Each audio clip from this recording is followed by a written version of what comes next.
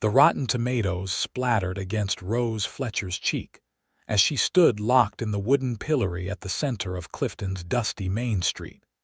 The Arizona sun beating down mercilessly on her bent form, while the crowd hurled insults alongside their spoiled produce.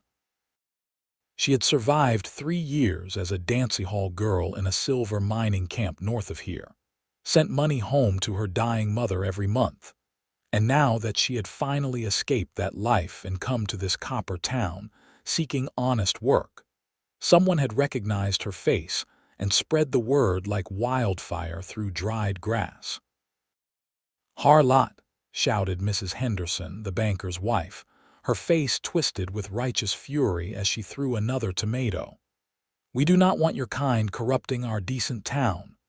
Rose kept her eyes downcast, blinking away the mixture of vegetable pulp and tears that stung her vision. The marshal had put her here for vagrancy after the hotel owner had thrown her out this morning when he learned of her past. She had $20 to her name, nowhere to sleep, and apparently no future in Clifton or anywhere else respectable. Her back ached from being bent over for 2 hours already, and the sun had burned the exposed skin at the nape of her neck raw. "That is enough." The voice cut through the jeering crowd like a knife through butter, deep and commanding with an edge of barely controlled anger.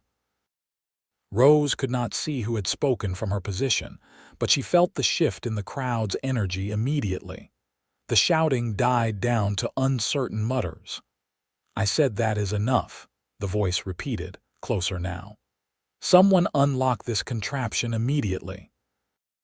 "Now see here, Mr. Jameson," blustered Marshal Crenshaw, his keys jangling as he hurried forward. "This woman is being punished according to the law. She is a vagrant with no visible means of support and a questionable past." "Then I am giving her visible means of support," the man said flatly. "I need a housekeeper at my ranch, and I am hiring Miss Fletcher effective immediately. That makes her an employed resident of Gila County with a legal domicile. Now unlock her before I lose what remains of my patience with this sorry spectacle." Rose's heart hammered in her chest. She knew the name Jameson. Everyone in this part of Arizona territory knew about the Jameson Ranch, one of the largest cattle operations in the region. But she could not fathom why someone of that standing would intervene on behalf of a woman he had never met.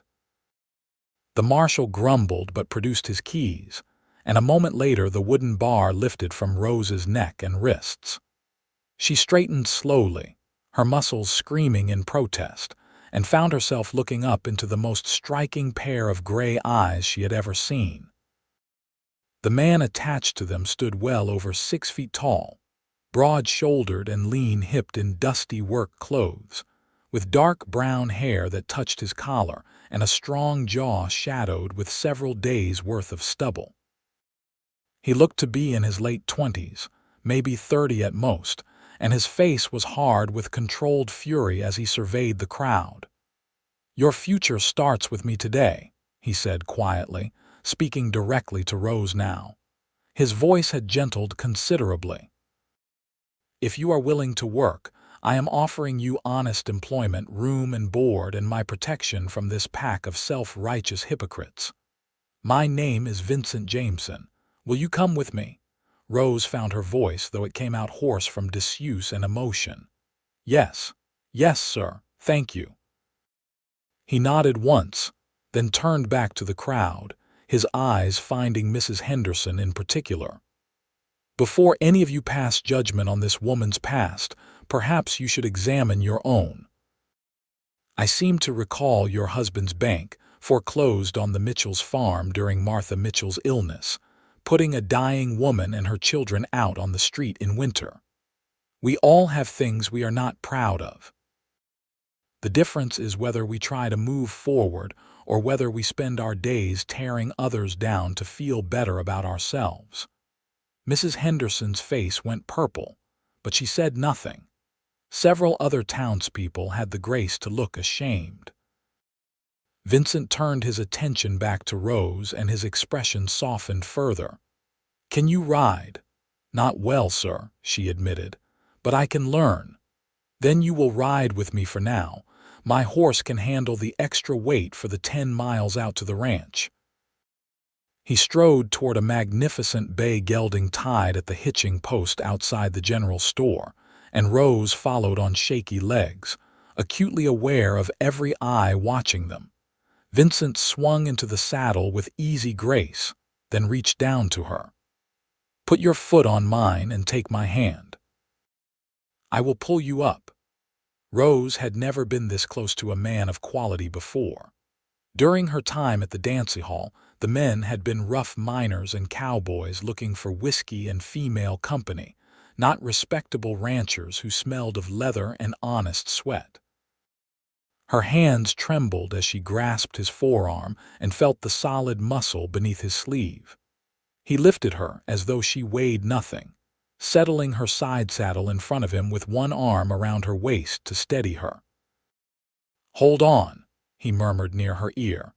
And then they were moving, the horse's gait smooth and ground covering as they left the judgmental stares of Clifton behind. They rode in silence for the first mile, Rose too overwhelmed to speak, and Vincent apparently content to let her process what had just happened. The Arizona landscape spread out around them in shades of rust and gold, dotted with mesquite and prickly pear, the distant mountains purple against the afternoon sky. Despite everything, Rose felt something loosen in her chest that had been clenched tight for months. The wind carried away the stench of rotten vegetables, replacing it with the clean scent of sage and desert. "Why did you help me?" she finally asked, the question that had been burning in her mind since he had first spoken up. "You do not even know me." Vincent was quiet for a long moment, his arm steady around her waist as the horse picked its way along the rutted road. "My mother was a saloon girl in Texas before my father met her," he said eventually. "She worked serving drinks, nothing more, but people made assumptions. My father loved her anyway, married her despite his family's objections, and she became the finest woman I ever knew. She died 6 years ago, but she taught me that a person's past does not define their worth, only their choices in the present do. When I rode into town today and saw what was happening to you, I saw her standing in that pillory and I could not stand by." Rose felt tears prick her eyes again, but these were different from the earlier ones. "I am sorry about your mother. She sounds like she was remarkable." "She was." His voice carried a smile now. "She also would have boxed my ears if she had seen me ride past someone in need without stopping. So in a way, you are saving me from her disapproval, even from beyond the grave."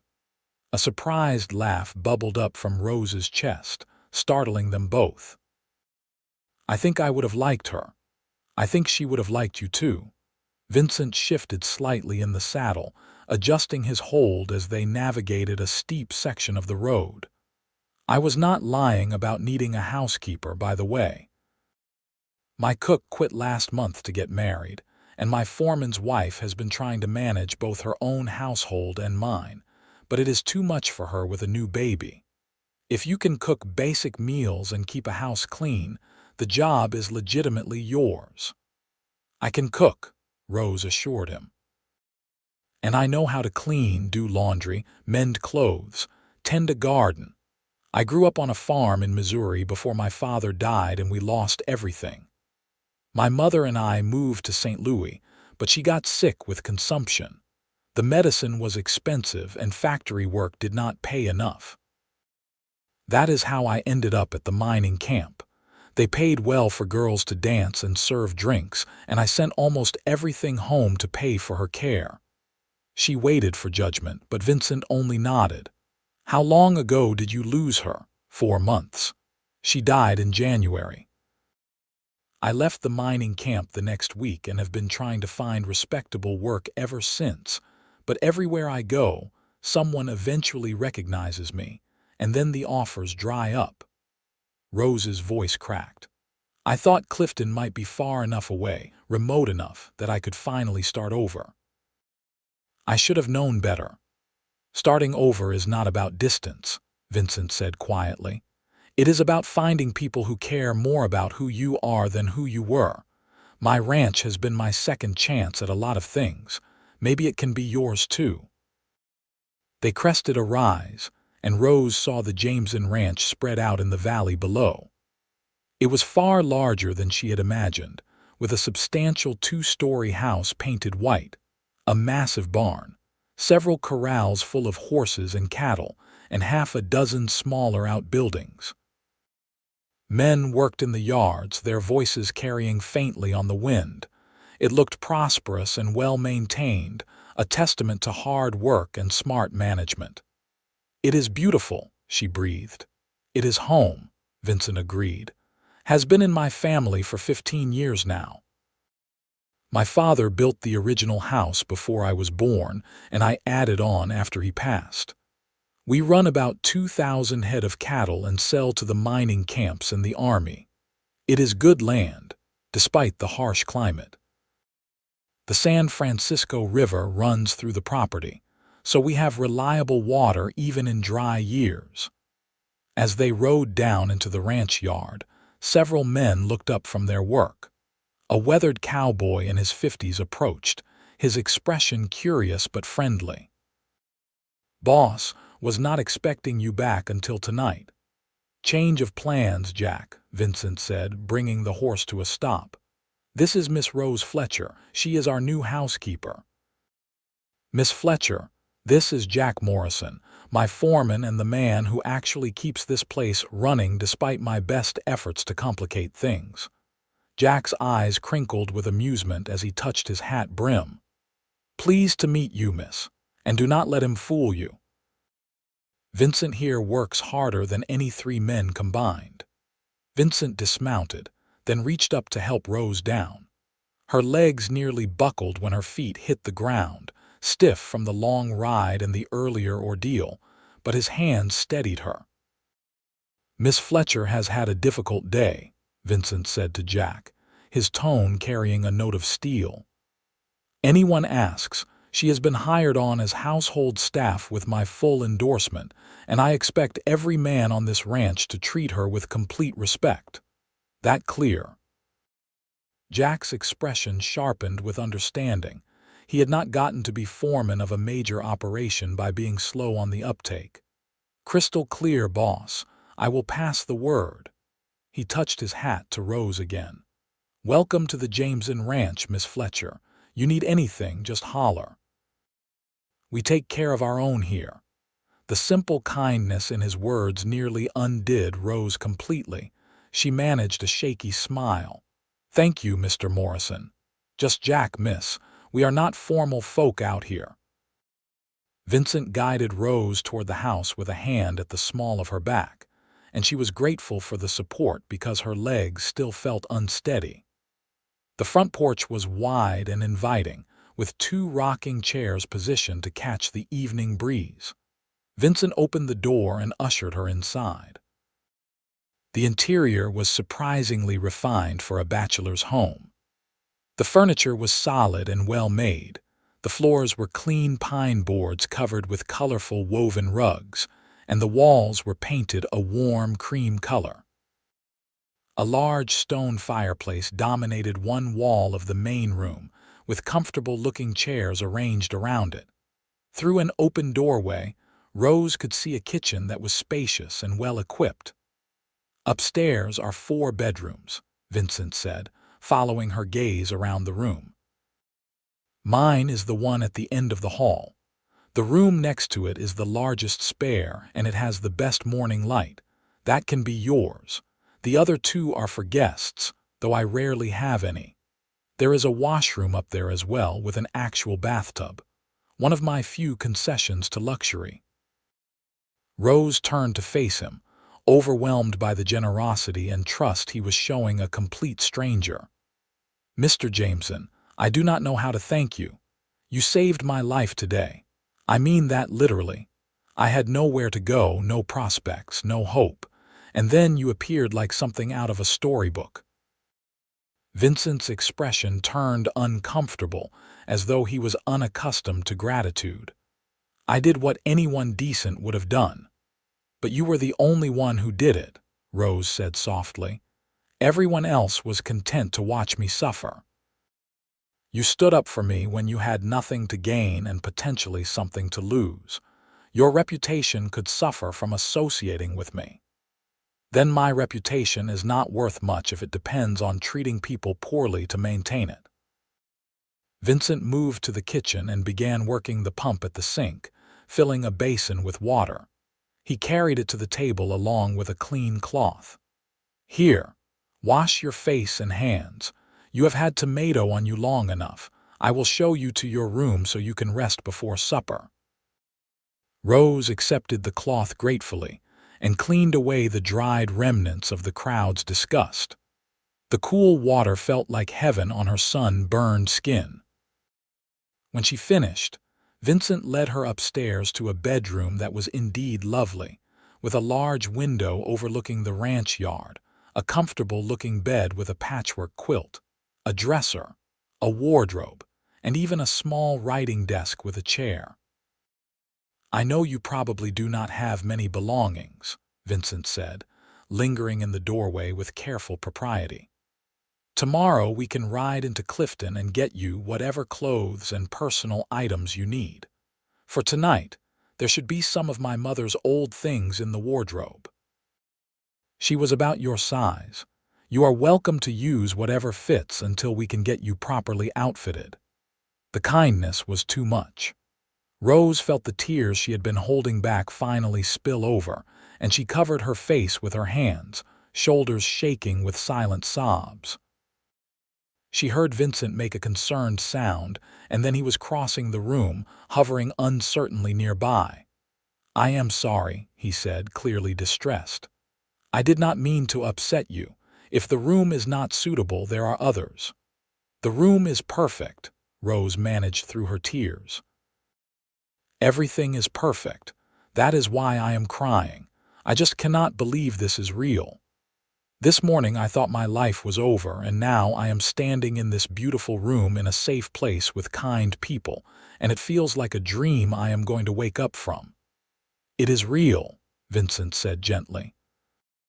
"I promise you that, and you are safe here. No one will hurt you or shame you on my land. You have my word on that." Rose lowered her hands and looked up at him through her tears. He was backlit by the window, his face partly in shadow, but she could see the sincerity in his eyes. Something passed between them in that moment, a connection that went beyond employer and employee, beyond rescuer and rescued. It felt like recognition, as though her soul had been waiting for his without knowing it. Vincent seemed to feel it too, because he drew in a sharp breath and took a step back, as though suddenly aware of how close they were standing in the intimate space of her bedroom. "I will let you rest. Take all the time you need. When you feel up to it, come downstairs. I will put together something for supper." He left quickly, his boots heavy on the stairs, and Rose sank onto the edge of the bed, her mind whirling. She lay back against the soft quilt and stared at the ceiling, trying to make sense of the extraordinary turn her life had taken. Within minutes, exhaustion claimed her, and she fell into the first peaceful sleep she had known in months.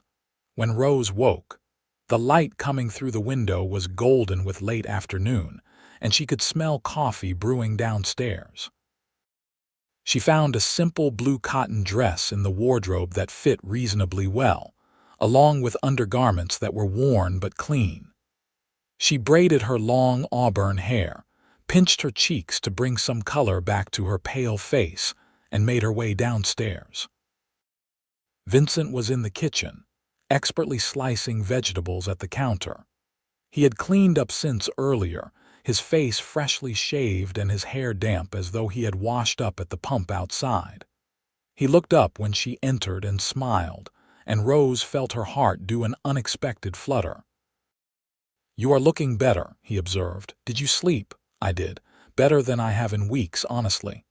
Rose moved to the counter. "Please let me do that.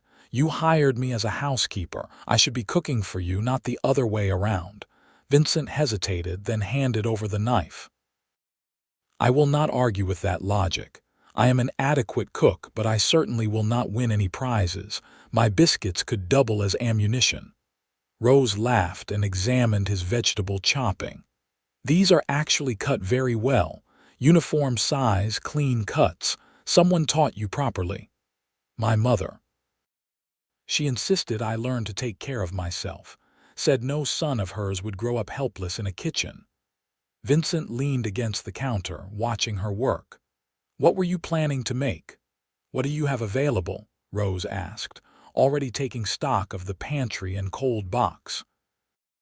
She found potatoes, onions, carrots, salt pork, flour, eggs, milk, and various dried herbs and spices. "I can make a decent hash with these vegetables and the salt pork, along with biscuits and gravy. Nothing fancy, but it will be filling and tasty." "That sounds like a feast compared to what I have been eating lately," Vincent said. "Can I help?" They worked together companionably, and Rose found herself relaxing in his presence. Vincent was easy to talk to, with a dry sense of humor that caught her off guard and made her laugh. He told her stories about the ranch, about the cattle drives and the challenges of running a business in the harsh Arizona territory. In turn, she found herself sharing memories of her childhood on the Missouri farm. The good years before her father's death had changed everything. "He taught me to identify every plant that grew on our property," Rose said as she rolled out biscuit dough. "Which ones were good to eat, which ones had medicinal properties, which ones would make you sick. I can still remember most of it.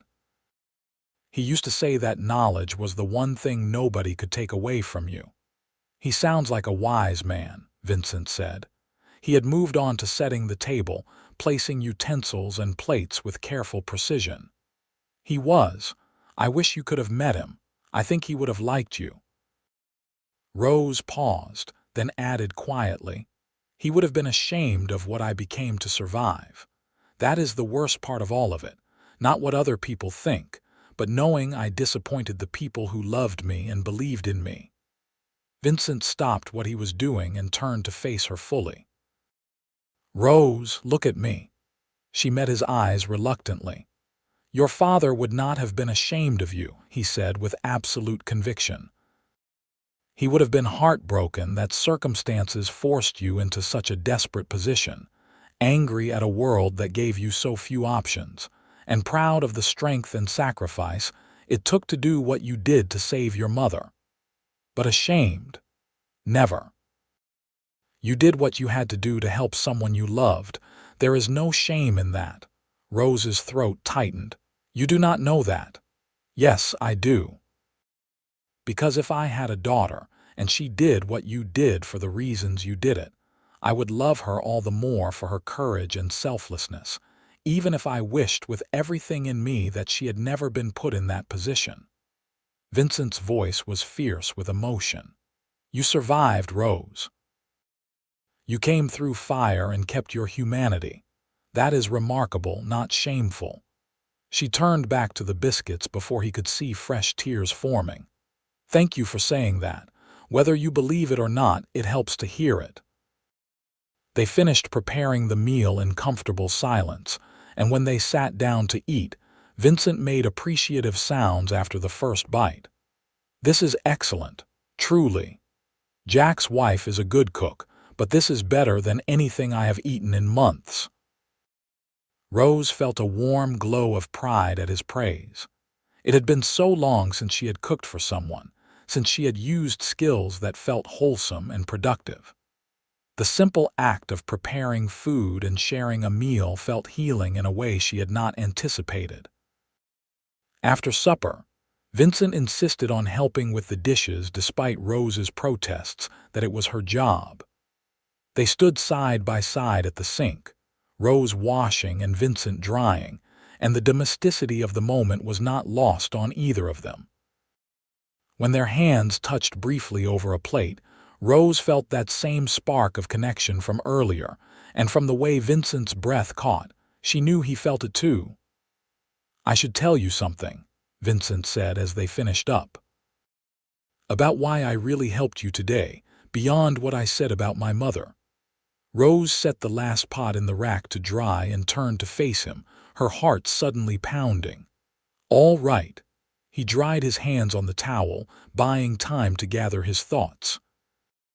"When I saw you in that pillory, yes, I thought of my mother. But I also saw you. Your face. The way you held yourself despite everything, with dignity even when the crowd tried to strip it from you. You did not fight back or curse them or break down. You just endured. And I thought, there is a woman with real strength, real character, the kind of person I would want on my side when life gets hard." He met her eyes, and the intensity in his gaze made Rose's breath catch. "And then I got closer," Vincent continued, "and I saw how beautiful you are, even covered in tomatoes and dirt and hurt. I saw your eyes, and they were the color of good earth after rain, and I thought about how much I wanted to know what color they would be when you smiled instead of when you were suffering. So yes, I helped you because it was the right thing to do. But I also helped you because from the first moment I really looked at you, something in me recognized something in you, and I knew I had to know you better." Rose could hardly breathe. No man had ever spoken to her like this, with such raw honesty and vulnerability. "Mr. Jameson." "Vincent," he corrected softly. "Please, I think we are past formality, do not you, Vincent," she amended, tasting his name on her lips and finding she liked it. "I do not know what to say. I am your employee. I do not want you to think I expect anything beyond what you have already so generously given me. I know you do not. That is part of why I am drawn to you." Vincent took a careful step closer. "Rose, I want to be very clear. You have a job here regardless of anything else. Your employment is not conditional on your feelings toward me. If all you ever want is to work here and save money and eventually move on, I will respect that completely. But I would be lying if I said I did not hope we might become more than employer and employee. Friends, at minimum. And maybe, if you felt the same way, eventually something more." Rose's heart hammered against her ribs. Every instinct screamed at her to protect herself, to not believe this could be real, to remember that men who seemed good often wanted something in return. But when she looked into Vincent's gray eyes, she did not see deception or ulterior motives. She saw the same loneliness she felt, the same longing for genuine connection, the same tentative hope that maybe this time things could be different. "I would like that," she whispered, "to be friends. To see where this leads. But Vincent, you need to understand what you would be taking on. My past is not going away. There will always be people who judge me for it, who might judge you for associating with me. Your reputation could suffer. Your business could be affected." Vincent reached out slowly, giving her time to pull away, and tucked a strand of hair behind her ear. His fingers lingered against her cheek for just a moment before he dropped his hand. "Let me worry about my reputation. I have learned that the people worth knowing do not care about gossip, and the people who care about gossip are not worth knowing. As for my business, it is solid enough to weather some disapproval. And honestly, Rose, I am tired of being alone. I am tired of empty rooms and silent meals, and going to bed every night with no one to talk to about my day. If there is even a chance that you and I could build something real together, I am willing to take the risk." "I am tired of being alone too," Rose admitted. "More tired than I can express. But I am also scared. Every time I have let myself hope for something better, life has reminded me harshly that I do not get happy endings." "Then maybe it is time life learned otherwise," Vincent said with a small smile. "What do you say we start small? Tomorrow, let me take you into town for those supplies you need. We will face Clifton together, and people can think whatever they like. After that, we will take things one day at a time and see what happens." Rose nodded, feeling something unfurl in her chest that might have been hope. "One day at a time. I can do that." "Good." Vincent's smile widened into something that transformed his whole face, making him look younger and lighter. "Now I should let you rest. Tomorrow will be a long day, and you have been through enough today to exhaust anyone. Take whatever time you need in the morning. We will leave for town whenever you are ready." Rose bid him good night and climbed the stairs to her room, her mind spinning with everything that had happened. She changed into one of the nightgowns from the wardrobe, marveling at the softness of the aged cotton, and slipped between clean sheets that smelled of sunshine and lavender.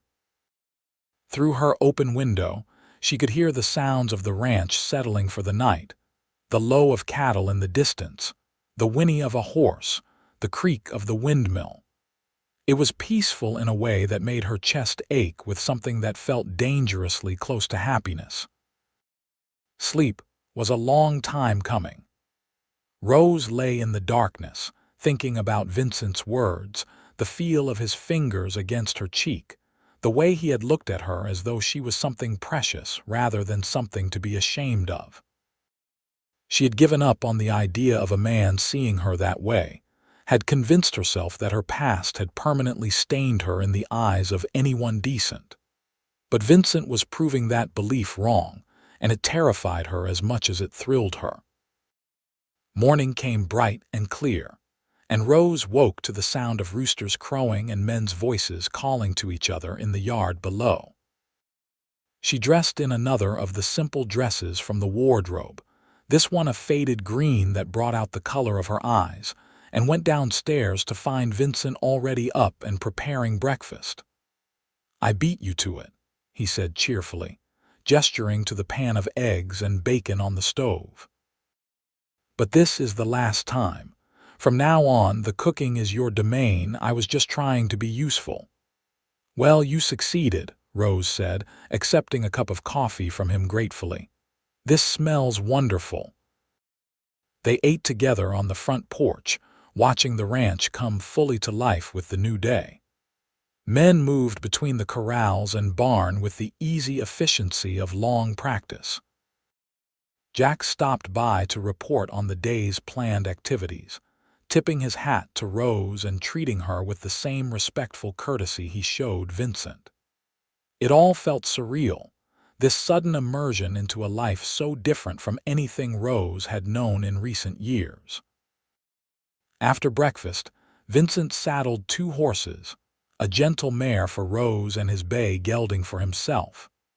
Rose had not been on a horse in years, but the mare was patient with her inexperience, and Vincent stayed close, offering tips and encouragement. By the time they reached the road to town, Rose was starting to remember the rhythm of riding, how to move with the horse rather than against it. "You are doing well," Vincent said approvingly. "By the end of the week, you will be riding like you were born to it." The ride to Clifton took just over an hour, and as they drew closer to town, Rose felt her anxiety mounting. The thought of facing those people again, of seeing the judgment and disgust in their eyes, made her stomach churn. But Vincent seemed to sense her growing tension because he maneuvered his horse closer until his leg nearly brushed hers. "Remember, you are not the same woman they humiliated yesterday," he said quietly. "You are employed, established, and under my protection. Anyone who wants to cause you trouble will have to go through me first, and I promise you, that is not something most people are eager to do." "Why not?" Rose asked, curious despite her nerves. Vincent's smile was sharp. "Because I control a significant portion of the beef and horse trade in this region. I employ 30 men directly, and probably support another 100 jobs indirectly through my business, and I have been known to hold a grudge. Cross me or mine and you might find your credit suddenly dry, your supply lines disrupted, or your sons unable to find work. I do not abuse that power, but I am not above using it when someone deserves it. Rose found herself smiling despite her fear. You are a dangerous man, Vincent Jameson. Only to people who deserve it, he assured her. To everyone else, I am a kitten. They rode into Clifton with the morning sun at their backs, and Rose kept her head high despite the stares that followed them. Vincent guided them to the general store, where he helped her dismount and then offered his arm. Rose took it, grateful for the support, and together they walked inside. The store owner, a portly man named Mr. Garrett, looked up from his ledger and froze when he saw Rose. His expression cycled through surprise, uncertainty, and then a kind of resigned politeness as his gaze shifted to Vincent. "Mr. Jameson," he said carefully, "what can I do for you today?" "Miss Fletcher needs a complete wardrobe suitable for a housekeeper," Vincent said pleasantly, but there was steel underneath the courtesy. "Work dresses, undergarments, a good coat, sturdy boots, nightgowns, a Sunday dress, and whatever other personal items a lady requires. She also needs fabric and sewing notions, as she will be doing mending and alterations at my ranch. Please put it all on my account." Mr. Garrett's eyes widened at the extent of the order, but he nodded. "Of course, sir. I will have my wife help Miss Fletcher select appropriate items." Mrs. Garrett appeared from the back room, a thin woman with sharp eyes that softened slightly when she took in Rose's nervous expression. Whatever she might have thought about the situation, she kept it to herself and began pulling bolts of fabric and ready-made clothing from the shelves with professional efficiency. "What colors do you prefer, miss?" she asked Rose directly, which was more courtesy than Rose had expected. "I am not particular," Rose said honestly. "Whatever is practical and hard-wearing." "Nonsense," Vincent interjected. "Get her pretty things too. A woman should not have to dress like a nun just because she works for a living." Mrs. Garrett, "Include some nice fabrics and colors that suit Miss Fletcher. Blues and greens, I think. They bring out her eyes." Rose felt her face heat at the personal observation, but Mrs. Garrett actually smiled. "You have a good eye, Mr. Jameson. Miss Fletcher, come over here and let me measure you properly." The next hour passed in a blur of measurements and selections. Mrs. Garrett proved surprisingly kind, offering suggestions without being pushy and treating Rose with professional respect rather than judgment. Vincent wandered the store, occasionally pointing out items he thought Rose might need, from good leather gloves to a wide-brimmed hat to protect her face from the sun. When everything was finally tallied and wrapped, the total was substantial, but Vincent paid it without blinking. Mr. Garrett even included several extra items at no charge, which Rose suspected was less about generosity and more about staying in Vincent's good graces. As they loaded their purchases onto the horses, Marshal Crenshaw appeared on the boardwalk, his expression sour. "Mr. Jameson." "Miss Fletcher." "Marshal," Vincent replied coolly. "I hope you know what you are doing, Jameson," Crenshaw said, low enough that passers-by would not hear. "That woman has a reputation. People are talking." "People always talk," Vincent said, his voice dropping to match the marshal's volume but taking on a dangerous edge. "The question is whether you are going to let idle gossip dictate how you do your job. Because, from where I stand, you humiliated a woman for the crime of being poor and having made hard choices to survive. If you want to enforce every law on the books with that much enthusiasm, I suggest you start with the saloons that water their whiskey, the card games that run behind the livery every Saturday night, and the fact that Thompson's oldest boy has been rustling horses from the Apache reservation. All of those are actual crimes, unlike being a woman with a past." The marshal's face darkened. "You cannot prove any of those allegations." "I can prove all of them if I need to," Vincent said flatly. I have not because I believe in letting people handle their own business. But if you decide to make Miss Fletcher's life difficult, I will suddenly become very interested in everyone else's business too. Are we clear? Crenshaw's jaw worked, but he finally nodded tersely. Crystal. Excellent. Then I hope you have a pleasant day, Marshal. Vincent turned away dismissively and helped Rose mount her horse, his hands steadying her waist as she settled into the saddle. They rode out of town without incident, though Rose could feel eyes on them the entire way. Once they were clear of the buildings and back on the open road, she let out a shaky breath. "You really do not pull your punches, do you?" she said. Vincent glanced at her, his expression unapologetic. "Not when it comes to protecting the people I care about." The marshal needed to understand that harassment of you equals consequences for him. It is the only language men like that understand. "The people you care about," Rose repeated softly. "You barely know me, Vincent." He was quiet for a long moment, his gaze on the road ahead. "I know enough," he finally said. "I know you have courage and strength. I know you loved your mother enough to sacrifice your own reputation to save her. I know you can laugh even after everything you have been through. I know the sound of your voice makes me smile, and the thought of you in my house makes it feel like a home instead of just a place I sleep. That is enough for me to care about what happens to you." Rose's throat tightened with emotion. "No one has ever cared about me like this. Not since my parents." "Then those people were fools," Vincent said simply. "And their loss is my gain." They rode the rest of the way to the ranch in comfortable silence, and when they arrived, Rose threw herself into her new duties with determined energy. She cleaned the already tidy house until it gleamed, reorganized the kitchen to her preference, and began planning meals for the coming week. Having productive work to do felt like a balm to her wounded spirit.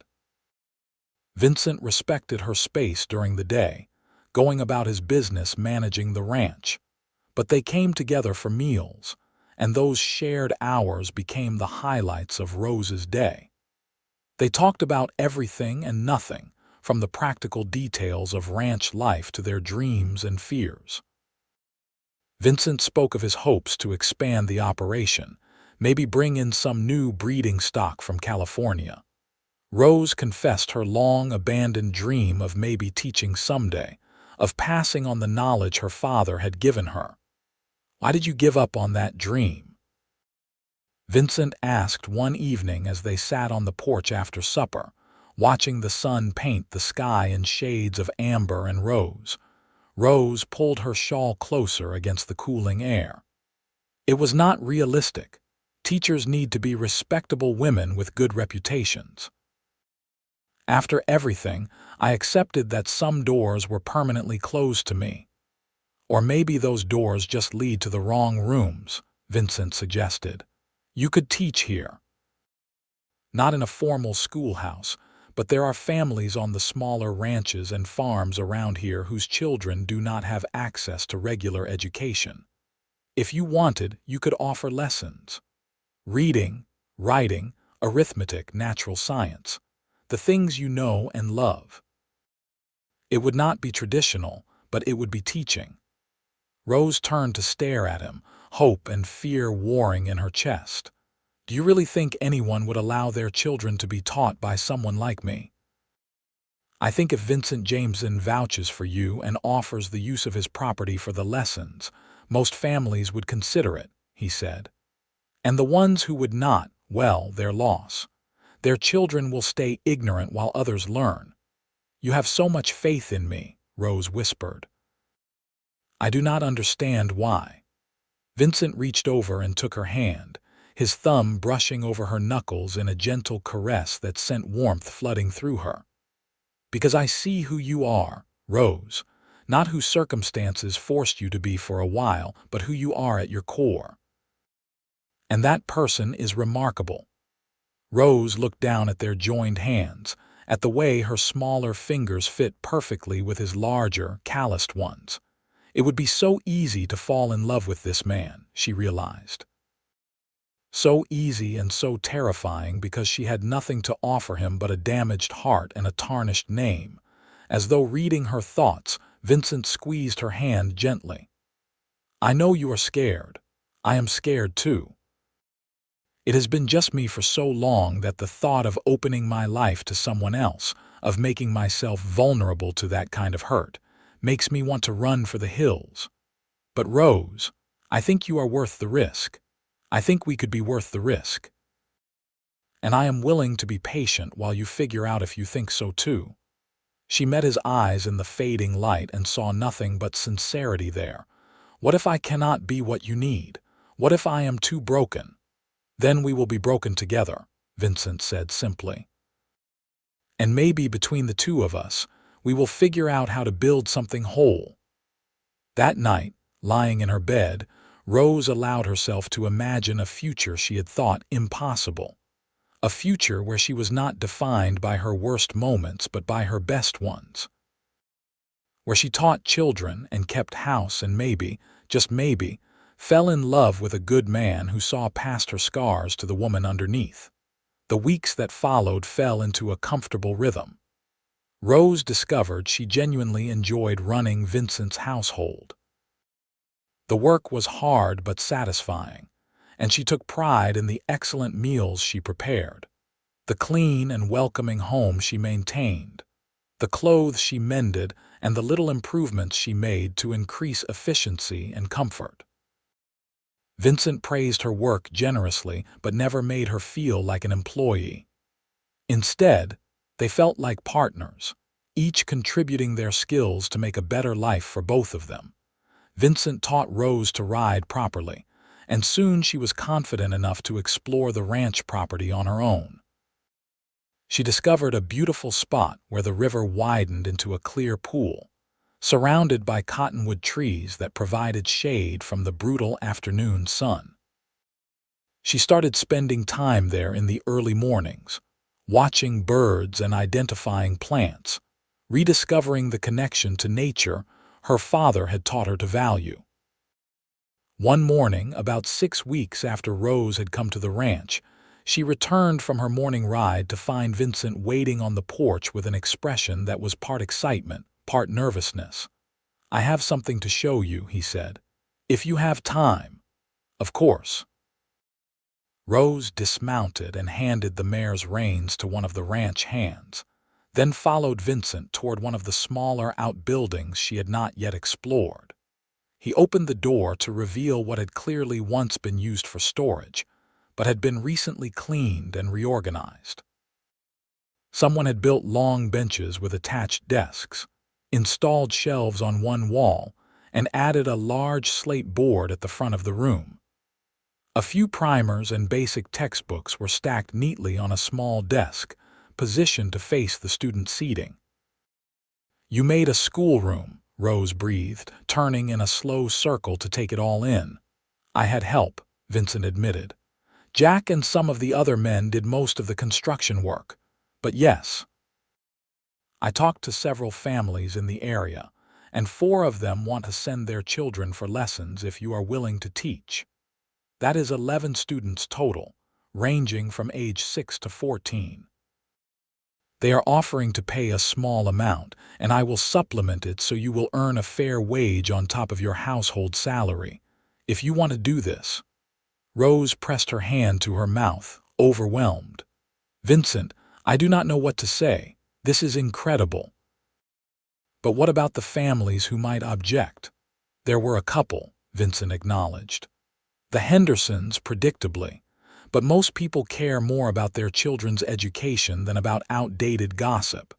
And Rose, I have seen you recite poetry while cooking dinner. I have heard you explain the life cycle of butterflies to one of the ranch hand's kids who was asking questions. You are a natural teacher. These children are lucky to have you. When would I start?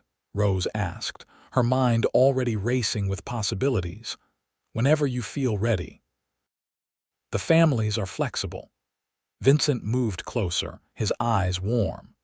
Rose, watching you rediscover pieces of yourself these past weeks has been one of the greatest privileges of my life. You have started smiling more. The shadows in your eyes are fading. You are becoming who you were always meant to be. I wanted to give you this because you deserve to have your dreams, even if they look a little different than you originally imagined. Rose closed the distance between them, and acting on impulse and overwhelming gratitude, wrapped her arms around Vincent's waist and hugged him tightly. She felt him stiffen in surprise, then his arms came around her, holding her close. He was warm and solid and smelled like leather in the outdoors, and Rose let herself simply be held for the first time in longer than she could remember. "Thank you," she whispered against his chest. "Thank you for seeing me, for believing in me, for giving me back pieces of myself I thought were lost forever." Vincent's arms tightened around her. "You did the hard part, Rose. You survived. You kept going. All I did was give you a safe place to land." They stood like that for a long moment, and Rose felt something shift between them, the careful friendship they had been building deepening into something more profound. When she finally pulled back to look up at him, she saw her own feelings reflected in his eyes. "I am falling in love with you," she said, the words escaping before she could think better of them. "I did not mean to. I know it complicates things, but I cannot keep pretending I do not feel it." Vincent's face transformed with joy. "Rose." He cupped her face in his hands, his thumbs stroking her cheeks with infinite tenderness. "I have been in love with you since the moment you laughed in my kitchen that first night. Every day since then has just made me more certain." "I come with so much baggage," Rose warned, even as her heart soared. "So much history. There will always be people who judge us." "Let them judge," Vincent said fiercely. "I do not care about their opinions. I care about waking up every morning excited to see you. I care about the way you hum while you cook. I care about your brilliant mind and your kind heart and the strength it took to survive everything you have been through. I care about building a life with you if you will have me." "Yes," Rose said, and then again with more conviction. "Yes. I want that. I want us." Vincent lowered his head slowly, giving her time to pull away, but Rose rose on her toes to meet him halfway. Their lips met in a kiss that was gentle and sweet and full of promise. It tasted like hope and new beginnings, like coming home after a long journey through hostile territory. When they finally broke apart, both breathing hard, Vincent rested his forehead against hers. "We should probably do this properly. I should court you. Take you on picnics and bring you flowers and generally woo you the way you deserve." Rose laughed, giddy with happiness. "I think we have been courting for weeks without realizing it. All those meals together, the conversations, the way you look at me when you think I am not paying attention. But yes, I would like flowers and picnics too." "Then flowers and picnics you shall have," Vincent promised. He kissed her again, longer this time, and Rose let herself melt into the embrace, marveling at how different this felt from any touch she had experienced before. There was respect here, and care, and a sense of being cherished that made her want to cry with the beauty of it. They spent the rest of the day planning for Rose's school, discussing curriculum and schedule and what supplies would be needed. Vincent's enthusiasm for the project matched her own, and Rose realized that he genuinely took joy in her happiness. It was not a performance or manipulation. He simply wanted to see her thrive. That evening, Vincent did something he had not done before. He took Rose's hand after supper and led her to the main room, where he put a record on the phonograph and held out his arms. "Dance with me," he said. Rose hesitated. "I have not danced since the mining camp. Those memories are not pleasant." "Then let me give you better ones," Vincent said gently. "Let me show you what dancing should feel like. No grabbing, no crude comments, no expectations. Just two people moving together to music they enjoy." Rose stepped into his embrace, and he held her properly, one hand at her waist and the other holding hers, maintaining respectful distance while still being close enough that she could feel the warmth of his body. They swayed together to the gentle melody, and Rose discovered that dancing could indeed be something beautiful when done with the right person. "Better," Vincent murmured near her ear. "Much better," Rose agreed, resting her head against his shoulder. "Everything is better with you." The school opened 2 weeks later on a crisp October morning, and Rose stood at the door of the little schoolhouse with her heart pounding as 11 children of various ages filed in with their parents. The adults eyed her with varying degrees of curiosity and caution, but they were polite, and most importantly, they were giving their children the opportunity to learn. Rose threw herself into teaching with passionate dedication. She quickly learned each child's strengths and weaknesses, adapting her lessons to challenge the older students while not leaving the younger ones behind. She taught them reading and writing, mathematics and history, science and poetry. She took them on nature walks to identify plants and animals, teaching them the same lessons her father had taught her years ago. The children responded to her warmth and genuine interest in their progress. Within weeks, they adored her, and their enthusiasm was infectious. Parents began commenting on how much their children were learning, how excited they were about school. The few families who had initially been skeptical started reconsidering their positions. Vincent watched it all with obvious pride, often finding excuses to stop by the schoolhouse during lessons just to see Rose in her element. Sometimes in the afternoons, after the students had gone home, they would sit together on the steps of the schoolhouse and Rose would tell him about the day's successes and challenges. "Thomas finally understood fractions today," she said one afternoon in late October, her face glowing. "I have been trying different approaches for weeks, and today something clicked. You should have seen his face when he realized he could actually do it." Vincent smiled, reaching over to tuck a stray curl behind her ear. "You are a gifted teacher, Rose. Those children are lucky to have you." "I am lucky to have them," Rose corrected. "And lucky to have you. None of this would exist without your faith in me." "It exists because you have something valuable to offer and the courage to offer it," Vincent said. "I just provided the space." November arrived with cooler temperatures and the first hints of rain. The ranch was busy with preparations for winter, and Rose found herself learning the rhythms of a working cattle operation. She helped preserve food for the lean months, made sure the men had warm meals after long days working in increasingly cold weather, and generally made herself indispensable to the smooth operation of the household. She and Vincent grew closer with each passing day, stealing moments together whenever they could. A kiss in the kitchen when no one was looking, hands brushing as they passed each other, long conversations by the fire after everyone else had gone to bed.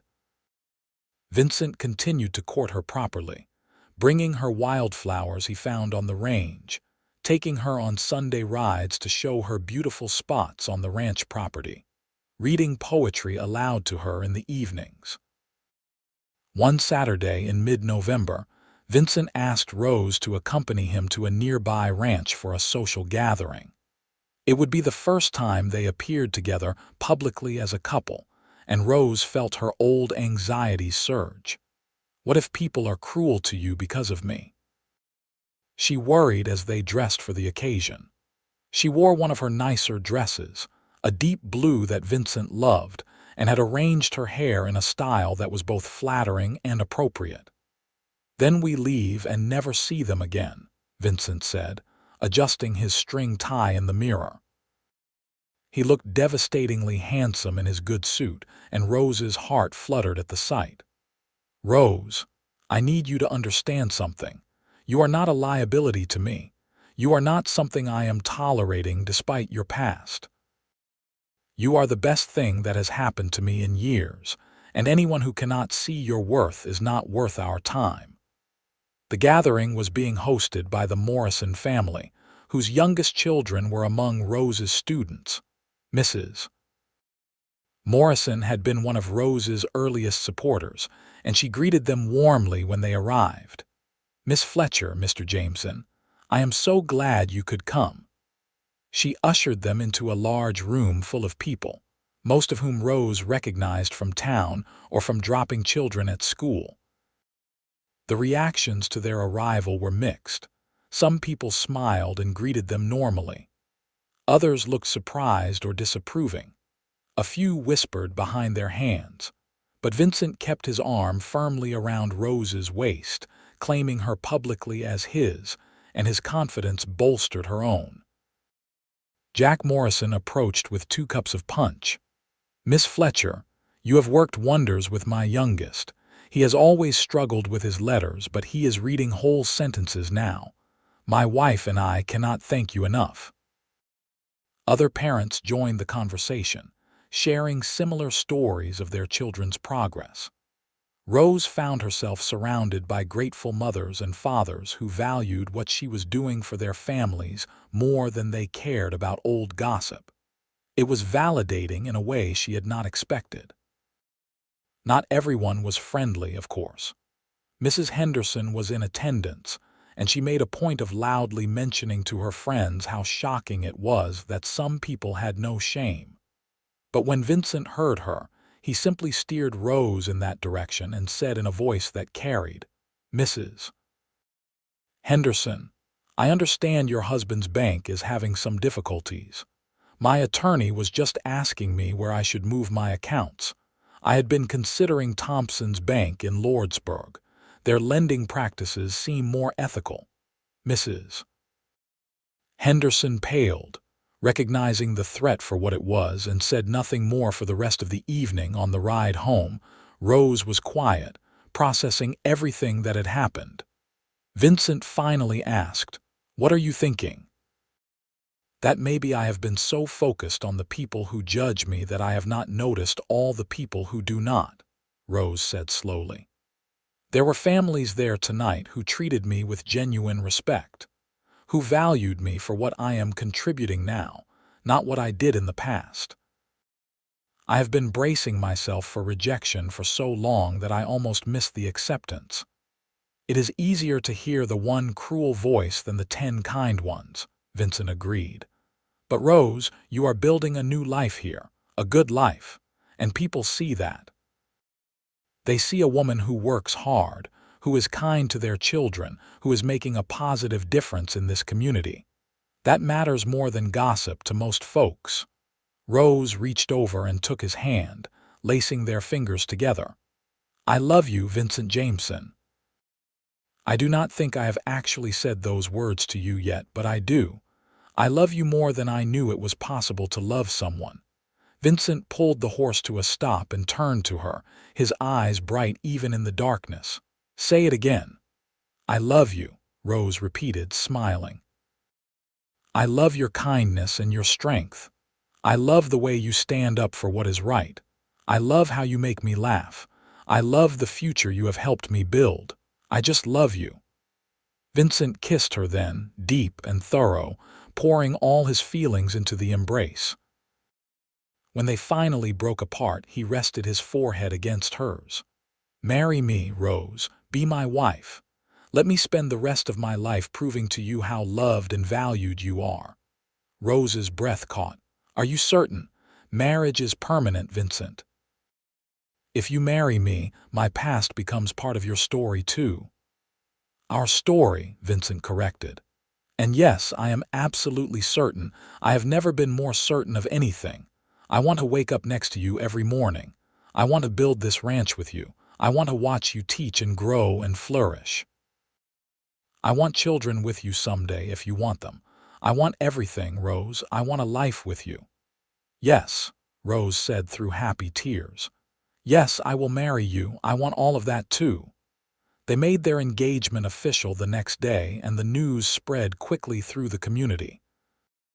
The reactions were overwhelmingly positive, with most people expressing happiness for the couple.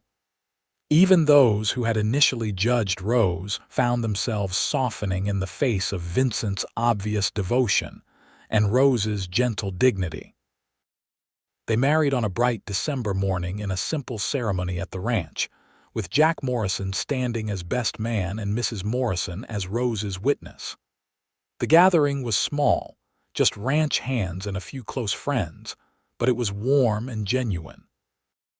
Rose wore a cream-colored dress that Vincent had commissioned from a dressmaker in Lordsburg, and she carried a bouquet of dried wildflowers that Vincent had collected for her over the past months and carefully preserved. When the itinerant preacher pronounced them husband and wife, Vincent kissed Rose with a joy that made everyone present smile. They celebrated with a feast that Rose and Mrs. Morrison had prepared together, with music and dancing and laughter that echoed across the ranch yard. That night, in the bedroom they would now share, Vincent was gentle and patient with Rose, understanding that her past experiences had not been about love or mutual pleasure. He took his time, learning what made her sigh with contentment, showing her that intimacy could be beautiful when rooted in love and respect. Rose discovered that her body could be a source of joy rather than shame, that passion shared with the right person was something sacred. Afterward, wrapped in Vincent's arms with her head on his chest, Rose felt a peace she had never known. "I did not think I could be this happy," she whispered. Vincent pressed a kiss to the top of her head. "This is just the beginning, Mrs. Jameson. We have a whole lifetime ahead of us." The winter passed peacefully, with Rose continuing her teaching through the cooler months and managing the household with increasing confidence. She and Vincent grew into their marriage, learning each other's rhythms and habits, building a partnership based on mutual respect and deepening love. In March, Rose realized she was pregnant. She told Vincent one evening after supper, watching his face carefully for his reaction. His expression cycled through surprise, then wonder, then pure joy. "A baby," he said, his voice thick with emotion. "Rose, we are going to be parents." "Are you happy?" she asked, needing to hear it. "I am beyond happy," Vincent assured her, pulling her into a careful embrace. "I am overwhelmed and terrified and excited and so grateful I could burst. A child with you, Rose, our child. It is more than I dared to dream." The pregnancy was not easy. Rose struggled with sickness in the early months and exhaustion throughout. But Vincent was attentive and supportive, taking on additional household tasks without complaint and making sure Rose had everything she needed. Mrs. Morrison proved invaluable, offering advice and reassurance from her own experiences. Rose continued teaching through her 6th month, then reluctantly handed the school over to a young woman from Lordsburg that Vincent had helped recruit. The students gave Rose a tearful farewell, making her promise to come back after the baby was born, and Rose assured them she would.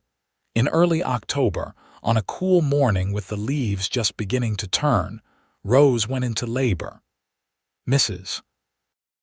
Morrison and a midwife from town attended her while Vincent paced anxiously downstairs, listening to the sounds from above and feeling helpless. The labor lasted through the day and into the evening, and Vincent had nearly worn a path in the floorboards by the time he heard the thin, outraged wail of a newborn. Mrs. Morrison appeared at the top of the stairs, beaming. "Congratulations, Mr. Jameson. You have a son. Both mother and baby are doing well." Vincent took the stairs 3 at a time and burst into the bedroom to find Rose propped against pillows, exhausted but radiant, holding a small bundle wrapped in blankets. She looked up at him with tears streaming down her face. "Vincent, meet your son," she said softly. Vincent approached slowly, almost reverently, and looked down at the tiny face peeking out from the blankets. The baby had a shock of dark hair and unfocused gray eyes, and Vincent felt his heart expand in a way he had not known was possible. "He is perfect," Vincent breathed. "Rose, he is absolutely perfect. You are amazing." "We did it together," Rose said, reaching for his hand. "We made this beautiful little person together." They named him Thomas William Jameson, after Rose's father and Vincent's, and he became the center of their world. Vincent proved to be a devoted father, changing nappies without complaint, walking the floor with Thomas at night when he fussed, and generally being as involved as Rose would allow. Rose discovered that motherhood suited her, though it was harder than anything she had ever done. The sleepless nights and constant demands were exhausting, but every smile, every small developmental milestone, made it all worthwhile. And having Vincent as a partner, someone to share the burdens and the joys, made all the difference. When Thomas was 4 months old, Rose began teaching again, bringing the baby with her to the schoolhouse and setting up a cradle where he could sleep while she conducted lessons. The children adored having a baby in the classroom, and it became an unexpected teaching opportunity as Rose incorporated discussions of infant development and childcare into her curriculum. Life settled into a new rhythm, busier but deeply fulfilling. Rose and Vincent's love continued to deepen as they navigated parenthood together, supporting each other through challenges and celebrating victories both large and small. The ranch prospered under Vincent's careful management, and Rose's school gained an excellent reputation, drawing students from farther away. 2 years after Thomas's birth, Rose found herself pregnant again. This time the pregnancy was easier, perhaps because she knew what to expect, and in the summer of 1888, she delivered a healthy baby girl with auburn hair and brown eyes like her mother. They named her Sarah Grace, and Thomas was enchanted by his baby sister, wanting to help with everything from diaper changes to feeding. Vincent proved just as devoted to Sarah as he was to Thomas, and Rose often found him in the nursery late at night, simply watching his daughter sleep with wonder on his face. "I never imagined I could love someone this much," he told Rose one night. "2 someones, 3, counting you. My heart feels too full sometimes." "That is the best kind of full," Rose assured him, leaning against his side as they watched their children sleep. As the children grew, so did the school. Rose eventually had to take on an assistant teacher to manage the increasing number of students, and the little schoolhouse had to be expanded. Vincent supported every development enthusiastically, understanding that Rose's work as a teacher was as much a part of her as her role as wife and mother. The community's acceptance of Rose became complete as the years passed. New families moving to the area knew her only as the respected teacher and rancher's wife, not as the woman with the scandalous past. Those who had initially judged her found their opinions shifting as they saw the kind of life she had built, the positive impact she had on their children, the strength of her marriage. Mrs. Henderson, of all people, eventually approached Rose at a community gathering when the children were small and offered a stiff apology. "I was cruel to you when you first came to Clifton," she said, clearly uncomfortable but sincere. "I let judgment and self-righteousness blind me to your character. My grandson has been in your school for 2 years now, and he adores you. You have taught him not just academics but kindness and curiosity. I was wrong about you, Miss Fletcher. Mrs. Jameson, I mean. I am sorry." Rose accepted the apology graciously, understanding that it took courage to admit being wrong. "Thank you, Mrs. Henderson. That means more than you know." Vincent, overhearing the exchange, pulled Rose aside afterward. "How does it feel?" he asked. "To have the woman who threw tomatoes at you apologize?" Rose considered the question carefully. "It feels like closure," she said finally. "Like the last piece of my old life finally being put to rest. I am not that frightened woman in the pillory anymore, Vincent.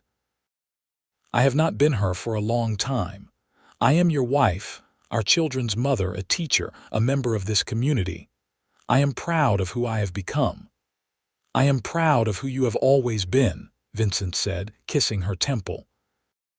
"The circumstances changed, but your core strength and goodness were always there. I am just grateful I got to be part of your journey." Thomas grew into a serious boy with his father's work ethic and his mother's love of learning. Sarah was more spirited, always getting into mischief and asking endless questions about everything. Rose and Vincent raised them with love and firm guidance, teaching them the value of hard work, the importance of education, and the necessity of treating all people with dignity and respect. As the children got older, Rose told them age-appropriate versions of her story, wanting them to understand that people could make mistakes or face difficult circumstances and still build good lives. She emphasized the importance of compassion over judgment, of seeing people's full humanity rather than defining them by their worst moments. Mama had a hard time before she met Papa, she told them simply, when they were old enough to hear it. She made choices she was not proud of to help someone she loved, and some people judged her harshly for it. But Papa saw who she really was, and he gave her a chance to start over. That is why we always try to help people when we can, and why we do not pass judgment on others for their struggles. Thomas and Sarah absorbed the lesson, and it shaped the adults they would become. The ranch continued to thrive, expanding over the years as Vincent made smart investments and Rose managed the household finances with careful attention. They became pillars of the community, known for their generosity and fairness. Vincent was frequently asked to mediate disputes or offer business advice, while Rose's school became one of the finest in the territory. When Arizona achieved statehood in 1912, Vincent and Rose celebrated with their children and the community, marveling at how much had changed since Rose had first arrived in Clifton as a desperate woman with no prospects. Now she stood as a respected citizen of a new state, with a loving family and a legacy of educated children who had passed through her school. Thomas grew up to take over management of the ranch, showing the same dedication and skill his father had demonstrated. He married a kind woman from a neighboring ranch, and soon Rose and Vincent were grandparents, delighting in the arrival of grandchildren who filled their home with noise and laughter. Sarah pursued education with passion, eventually becoming one of the first women to attend the University of Arizona in Tucson. She returned home to establish a more formal school in Clifton, building on the foundation her mother had laid and expanding educational opportunities for the region's children. She never married, claiming she was too busy changing the world, and Rose could not have been prouder. As Vincent and Rose grew older together, their love deepened into something that transcended romance, becoming instead a profound partnership built on decades of shared experience, mutual respect, and unwavering devotion. They had weathered droughts and harsh winters, cattle diseases and economic downturns, injuries and illnesses. Through it all, they had faced every challenge together, drawing strength from each other. On their 30th wedding anniversary, Vincent took Rose back to the spot where the schoolhouse had originally stood, now replaced by Sarah's larger building. They sat on the steps in the late afternoon sun, hands intertwined, gray-haired and weathered but still finding comfort in each other's presence. "You remember the day I told you I was falling in love with you?" Rose asked, her voice carrying the rasp of age but still warm. "Right here in this spot. I remember every moment of every day I have spent with you," Vincent assured her. "But yes, I especially remember that one. You looked terrified and brave all at once, and I thought my heart would burst with love for you." "I was terrified," Rose admitted. "I could not believe that happiness like that was real, that I got to keep it. But you proved me wrong every single day. You have spent 30 years showing me that love can be trusted, that I am worthy of good things." Vincent lifted her hand to his lips and kissed her knuckles, a gesture he had performed thousands of times, but that still made Rose's heart flutter. "You were always worthy, Rose. I just helped you see it. Everything good in my life traces back to the day I rode into Clifton and found you in that pillory. Helping you was the best decision I ever made." "Your future starts with me today," Rose quoted softly, repeating the words he had said to her all those years ago. "You meant it literally, did you not? Your actual future, not just mine." "I meant every word," Vincent confirmed. "You were the beginning of everything that mattered, Rose. Our children, our life together, the home we built. Before you, I was just going through the motions. You gave me purpose and joy and love beyond measure.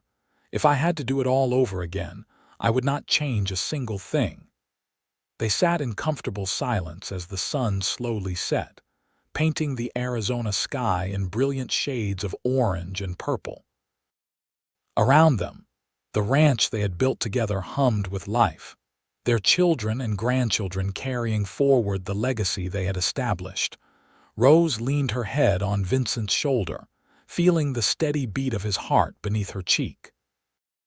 She thought about that desperate woman in the pillory, convinced her life was over, unable to imagine a future beyond her next breath. That woman could never have dreamed of this beautiful ending, this full and meaningful life. But then Vincent Jameson had appeared like an answer to a prayer she had not known how to pray, and he had given her not just a future but a present worth living. He had seen past her shame to her strength, past her mistakes to her character, past her history to her potential. And in doing so, he had saved not just her life but her soul. "Thank you," Rose whispered, the words inadequate but heartfelt, "for everything, for seeing me, for loving me, for giving me this beautiful life." Vincent pressed a kiss to the top of her head, his arms tightening around her. "Thank you for letting me. Thank you for taking a chance on a rancher who could not mind his own business. Thank you for building this life with me.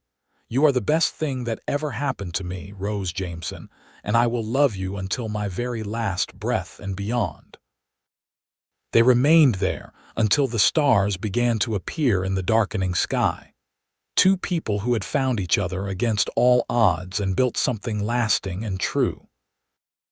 Around them, the ranch settled into evening quiet, 3 generations of family secure in their homes, and the legacy of their love evident in every corner of the life they had created.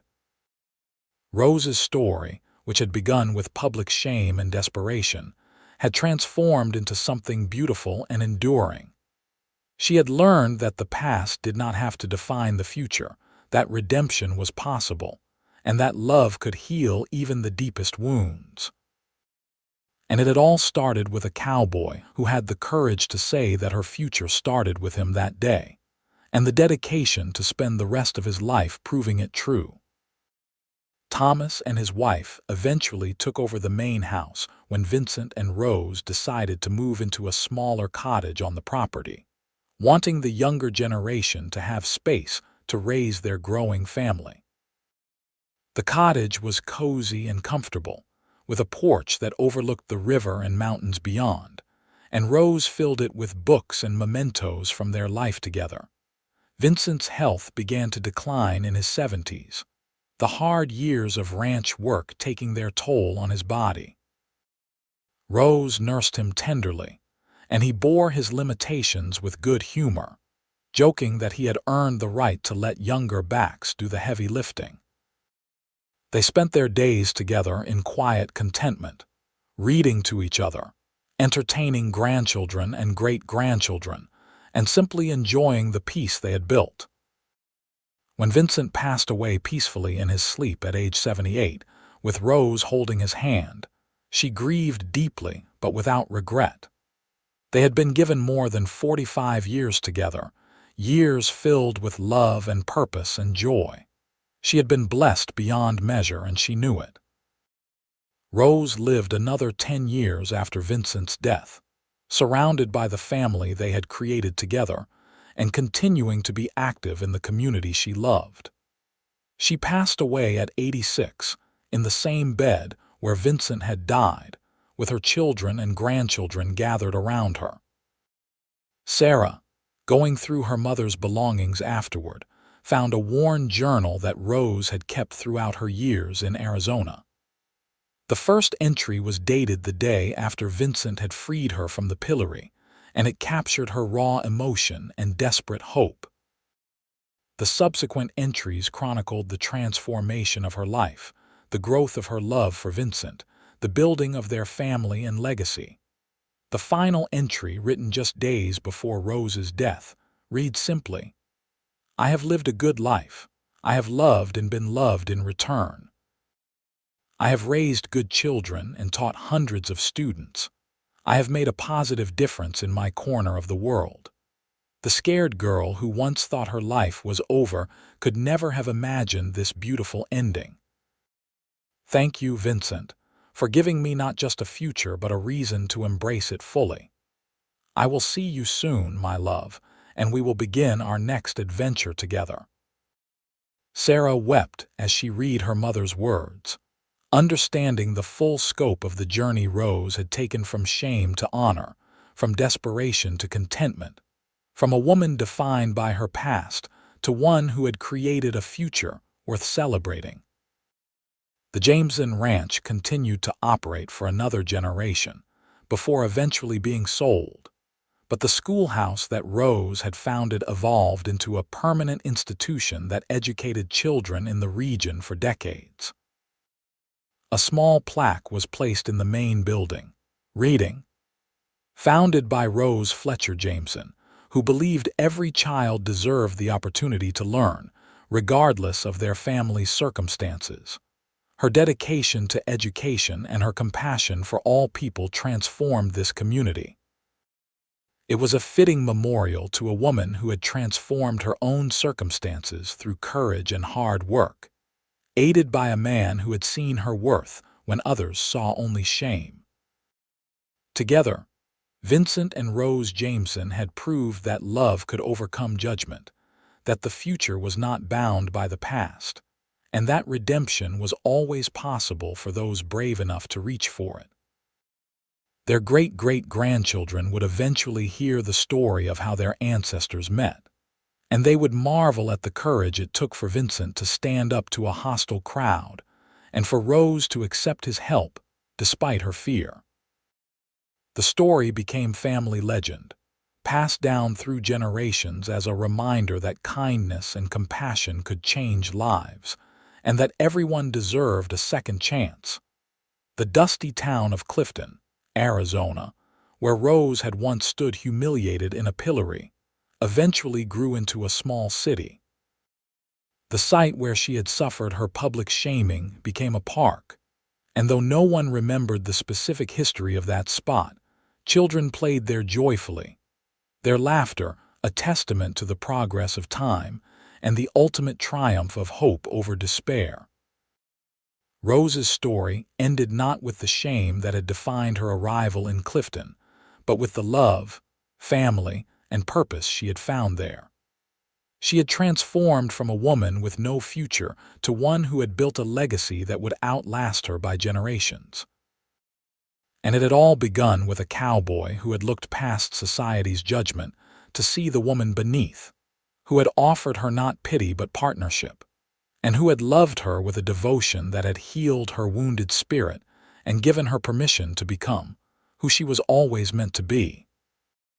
The future that Vincent had promised Rose that day in the hot Arizona sun had exceeded both their expectations, proving that sometimes the most beautiful stories begin in the darkest moments, and that love, when it is true and freely given, has the power to transform everything it touches.